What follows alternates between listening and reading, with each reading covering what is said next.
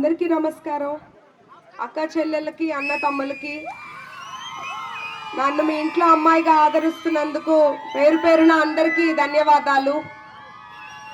మీ అభిమానం, ఉత్సాహం నాకు చాలా ఆనందంగా ఉంది చూస్తుంటే. ఏ ఊరు వెళ్ళినా అందరూ ఎంతో బాగా నన్ను వాళ్ళ ఇంటి అమ్మాయిలాగా ఆహ్వానిస్తున్నారు.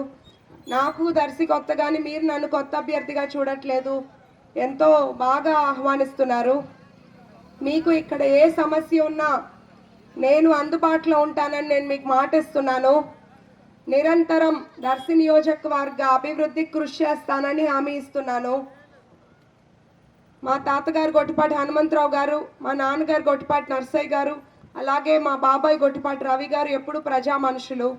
అవినీతి పాలన, ప్రజా సొమ్ము వైపు ఏనాడు చూడలేదు. మాకు అది ప్రజల్ని ఇబ్బంది పెట్టే మనస్తత్వం కూడా కాదు. మీకు ఎన్నాళ్ళుగానో ఫారెస్ట్ ల్యాండ్స్లో ఉన్న మీ అందరికీ మన గవర్నమెంట్ వచ్చిన వెంటనే స్థలాలు ఇప్పించి ఇల్లు కట్టిస్తానని బాధ్యత తీసుకుంటున్నాను. అదే కాకుండా మీకు ఎప్పుడు ఏ సమస్య ఉన్నా మేము ఎప్పుడూ అందుబాటులో ఉంటాము. మీరు ఇంటికి వచ్చి డైరెక్ట్గా కలవచ్చు, లేదా ఫోన్ చేసి మీ సమస్యలు చెప్పుకోవచ్చు. ఇంకా నియోజకవర్గంలో ఉన్న సమస్యలు సాగునీరైనా, రోడ్ల ప్రాబ్లం అయినా, డ్రైనేజ్ ప్రాబ్లం అయినా అన్నిటినీ అభివృద్ధి వైపు తీసుకెళ్తానని నేను మీకు మాటిస్తున్నాను. మీ అమూల్యమైన ఓటును సైకిల్ గుర్తుకు వేసి నన్ను ఎమ్మెల్యేగా మాగుంటి శ్రీనివాస్ రెడ్డి గారిని ఎంపీగా గెలిపించమని కోరుకుంటున్నాను. ధన్యవాదాలు.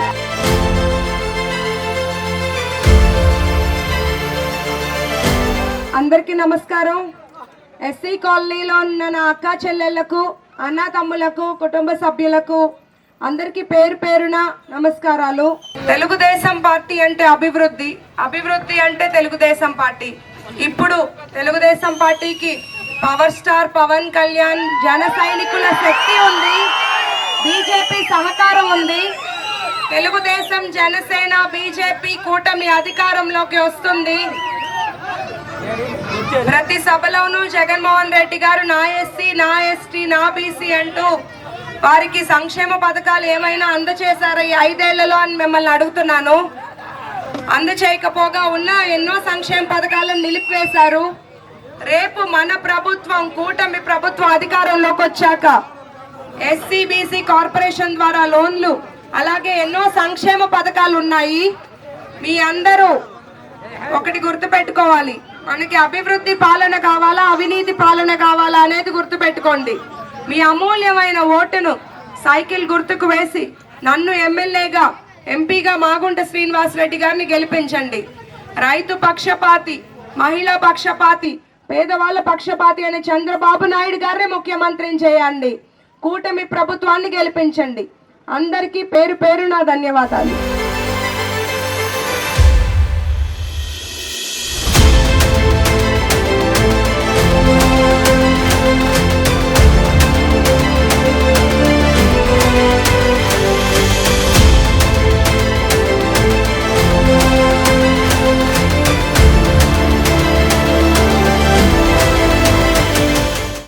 పవర్ స్టార్ పవన్ కళ్యాణ్ అభిమానులకు,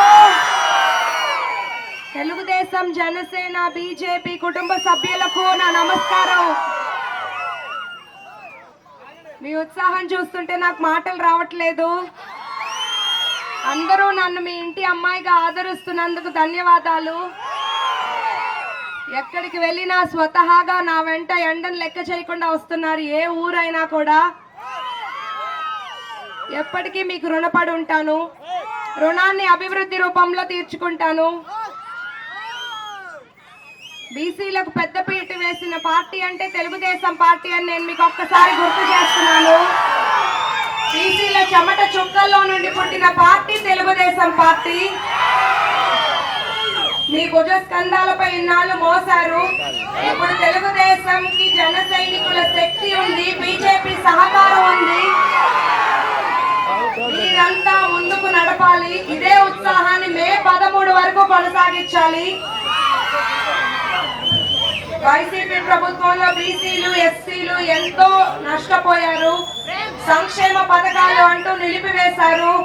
మన ప్రభుత్వం అధికారంలోకి వచ్చిన వెంటనే డిక్లరేషన్ ప్రకటించారు. ఏ ప్రభుత్వం ఇవ్వనటువంటి డిక్లరేషన్ ని తెలుగుదేశం, జనసేన, బీజేపీ కూటమి ప్రకటించారు. బీసీలకు 50 ఏళ్లకే పెన్షన్ ఇస్తారు.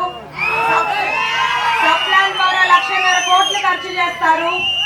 బీసీలకు రక్షణ చట్టం, ఇంకా మీకు ఎన్నో మంచి సంక్షేమ పథకాలు ఉన్నాయి. మీరందరూ ఒకటే విజ్ఞప్తి చేస్తున్నాను, గతంలో తెలుగుదేశం పార్టీ హయాంలో అభివృద్ధి చూశారు, సంక్షేమ పథకాలు చూశారు, ఈ 5 ఏళ్ల పాలనను కూడా చూశారు. ఈ 5 ఏళ్లు ఎక్కడ చూసిన అరాచకం, అన్యాయం, ఎదురించి మాట్లాడితే కేసులు పెట్టడం, అదే కదా ఈ 5 ఏళ్లు జరిగింది. కొత్త సంక్షేమ పథకాలు ఇవ్వకపోగా ఉన్న సంక్షేమ పథకాలని, లోన్లని అన్నిటినీ రద్దు చేశారు ప్రస్తుత ప్రభుత్వం.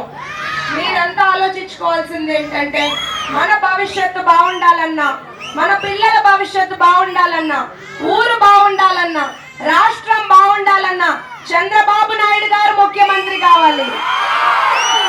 బాబు గారిని మళ్ళీ రప్పిద్దాం, బాబు గారిని మళ్ళీ రప్పిద్దాం.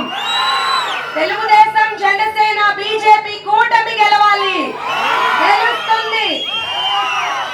చంద్రబాబు నాయుడు గారిని ముఖ్యమంత్రి చేసే బాధ్యత మీది. దర్శి నియోజకవర్గం అభివృద్ధి బాధ్యత నాది. మీ ఓటు ఎవరికి? Cycle, cycle, cycle. జై పవర్ స్టార్ పవన్ కళ్యాణ్, జై చంద్రబాబు, జై మోడీ, జోహార్ ఎన్టీఆర్. అందరికీ పేరు పేరున ధన్యవాదాలు.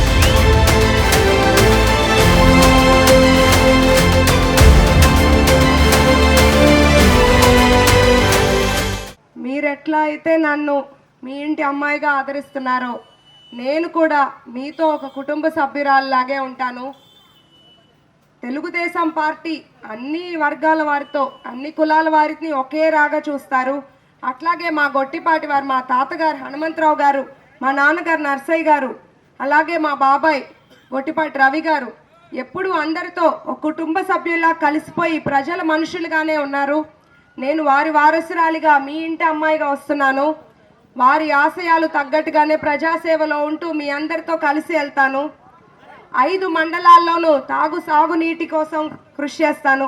5 మండలాల్లోనూ మెరుగైన పిల్లలకు, యువతకు మెరుగైన విద్యా ఉపాధి అవకాశాలు, అలాగే ఇక్కడ మంచి హాస్పిటల్ లేక, వైద్య సేవలు, మెరుగైన వైద్య సేవలు లేక ఎంతో మంది ఒంగోలు, గుంటూరు, నర్సరావుపేట వెళ్తున్నారు.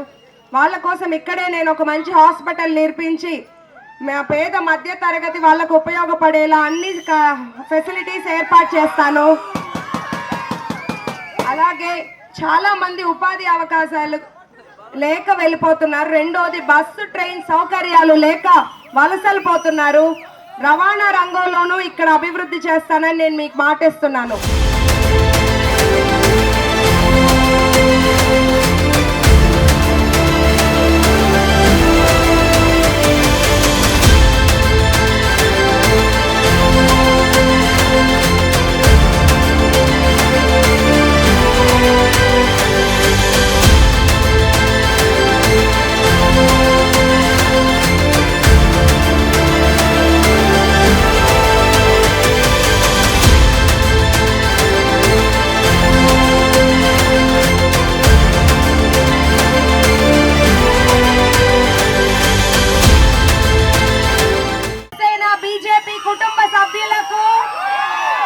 నమస్కారం.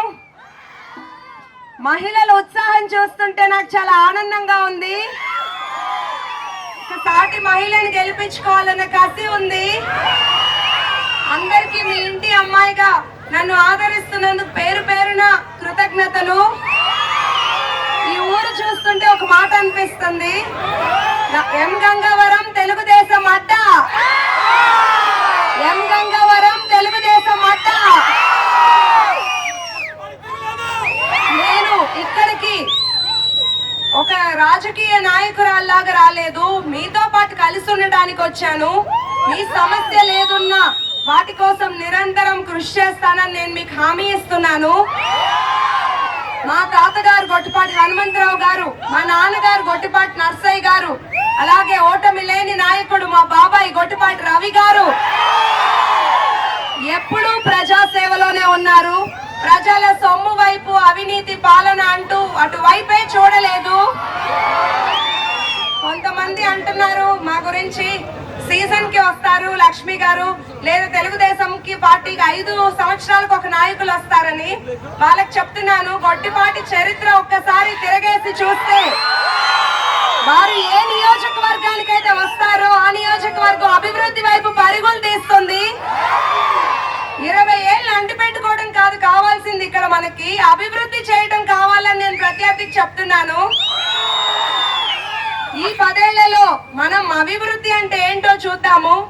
సైకిల్ గుర్తుకు మీ ఓటేసి మహిళా పక్షపాతి, రైతు పక్షపాతి, పేదల పక్షపాతి అయిన చంద్రబాబు నాయుడు గారిని ముఖ్యమంత్రిని చేసుకుందాము. ఎమ్మెల్యేగా నన్ను, ఎంపీగా మాగుంట శ్రీనివాస్ రెడ్డి గారిని గెలిపించండి. 30-40 ఏళ్లుగా పట్టి పీడిస్తున్న తాగునీటి సమస్యకు ఒక శాశ్వత పరిష్కారం చూద్దాము. చంద్రబాబు నాయుడు గారు కేంద్రం సాయంతో ప్రతి ఇంటికి కుళాయి పంప్ హామీ ఇచ్చారు. అలాగే ఇక్కడ పంట పొలాలకు సాగునీరు లేక చాలా ఇబ్బంది పడుతున్నారు. లిఫ్ట్ ఇరిగేషన్ ద్వారా పంట పొలాలకి సాగునీరు సమస్యను కూడా నిర్మూలిస్తామని నేను ఇక్కడ హామీ ఇస్తున్నాను. అట్లాగే మీకు ఇంకే సమస్య ఉన్నా, చదువుకునే పిల్లలకు మెరుగైన విద్యా అవకాశాలు, వైద్య సదుపాయాలు, నేను ఇక్కడే హాస్పిటల్ కట్టి మెరుగైన వైద్య సేవలు అందిస్తాను. ఉపాధి అవకాశాలు, స్థానిక సమస్యలన్నిటిపై దృష్టి పెడతాను. మీరు చంద్రబాబు నాయుడు గారిని ముఖ్యమంత్రి చేసే బాధ్యత మీది. దర్శి నియోజకవర్గం అభివృద్ధి బాధ్యత నాది. ఇప్పుడు తెలుగుదేశం పార్టీకి జన సైనికుల శక్తి ఉంది, బీజేపీ సహకారం ఉంది. మీ అందరూ ఓటు అనే ఆయుధంతో యుద్ధం చేసి కూటమి ప్రభుత్వాన్ని గెలిపించండి. అవినీతి ప్రభుత్వాన్ని గద్దె దింపాలి. అందరికీ ఎండని సైతం లెక్క చేయకుండా నాతో పాటు స్వతహాగా ఎంతో అభిమానంతో నడుస్తున్న అందరికీ పేరు పేరున ధన్యవాదాలు.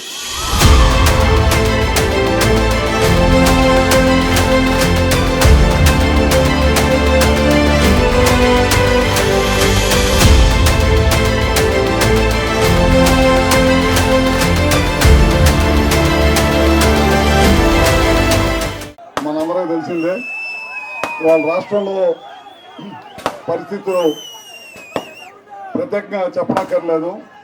ఇవాళ వైఎస్ఆర్ ప్రభుత్వం ఏర్పడిన తర్వాత రాష్ట్రాన్ని ఏ పరిస్థితికి తీసుకొచ్చారో మీ అందరికీ తెలియదు కాదు. రాష్ట్రాన్ని సర్వనాశనం చేశారు. ఖచ్చితంగా మనం చంద్రబాబు గారి నాయకత్వంలో ఎన్డీఏ కూటమి రాబోయే రోజుల్లో 170 సీట్లకి 160 సీట్లతో ఖచ్చితంగా గెలిచిద్దని చెప్పి కూడా మేము అందరం తెలియజేస్తా ఉన్నాను. అదేవిధంగా మా ప్రధాన గారైన గొట్టిపాటి హనుమంతరావు గారి గురించి మీకు తెలియదు కాదు. ఆ రోజు పాపారావు గారు నుంచున్నప్పుడు ఎలక్షన్కి ఏ విధంగా కష్టపడి ఇక్కడ పనిచేసిన సంగతి కూడా మనందరం కూడా ఒకసారి గుర్తు చేసుకోవాలి. అదేవిధంగా ఖచ్చితంగా ఇక్కడి నుంచి లక్ష్మి మంచి మెజార్టీ తోటి ఖచ్చితంగా అసెంబ్లీకి వచ్చిందని చెప్పి మీ అందరూ కూడా తెలియజేస్తా ఉన్నాను. ఇంకొకసారి మనం గమనించాల్సింది ఏంటంటే, జగన్ గారు ప్రతి గ్రామంలో కూడా ప్రతి చాట కూడా ఒకటే చెప్తా ఉన్నారు, సంక్షేమంలో నేను చేసినంతగా ఎవరు ఎక్కడ చేయలేదనే అబద్ధాన్ని కూడా నిజం చేసి చెప్తా ఉన్నాడు. మనందరం గమనిస్తా ఉన్నాం. అమ్మఒడి ఇస్తా అని చెప్పాడు, 2కి ఇస్తా అని చెప్పి ఊరంతా తిరిగారు, రాష్ట్రం అంతా తిరిగారు, పాదయాత్ర చేస్తా జనాన్ని మోసం చేశారు. ఒకరికి ఇచ్చారు, ఒకరికి వదిలేశారు. 15,000 ఇస్తా అన్నారు, మళ్ళీ 13,000 చేశారు. గెలిచిన తర్వాత 5 సంవత్సరాలు ఇస్తా ఉన్నారు, దాన్ని 3 సంవత్సరాలు ఇచ్చేసి వదిలేశారు అన్నమాట.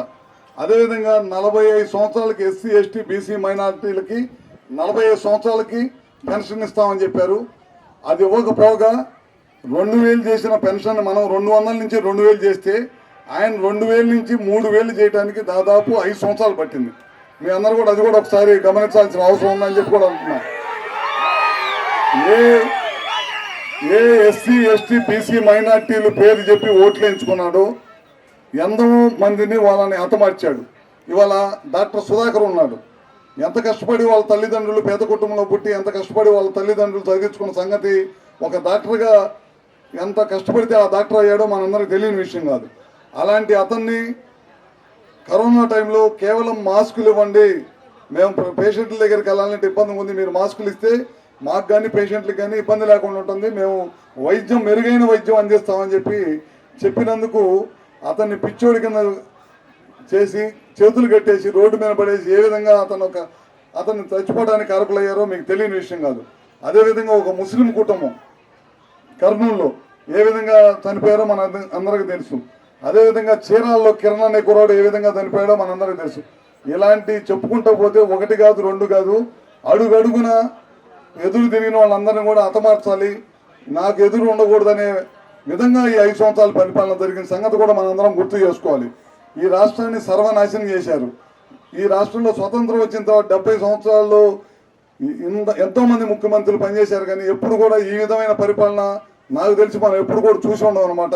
ఎక్కడైనా ఒక ముఖ్యమంత్రి పనిచేస్తే ఇంకో ముఖ్యమంత్రి వచ్చిన తర్వాత ఇంకా కాంపిటీషన్ ఇంకా బాగా చేయాలని చెప్పి కోరుకుంటా ఉంటారు అనమాట.